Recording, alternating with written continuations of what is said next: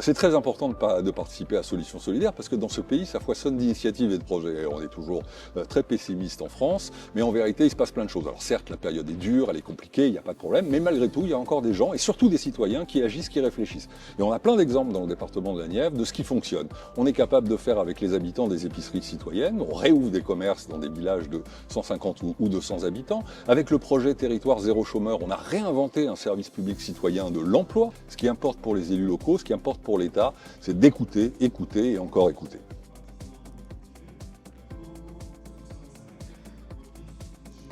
Moi, j'entends qu'on nous parle du dernier kilomètre. Je préférerais qu'on parle du premier kilomètre. J'entends qu'on nous parle du dernier commerce. Je préférerais qu'on nous parle du premier commerce. J'entends qu'on nous parle de la diagonale du vide. Moi, je voudrais qu'on nous parle de la diagonale du plein, parce que c'est ça qui correspond à la réalité. Et oui, il y a un besoin de proximité. Oui, il faut que les élus, les responsables nationaux, les membres du gouvernement, les membres des administrations centrales retournent sur le terrain pour écouter la parole des citoyens, pour regarder, comprendre d'eux-mêmes ce qui fonctionne ou ce qui ne fonctionne pas.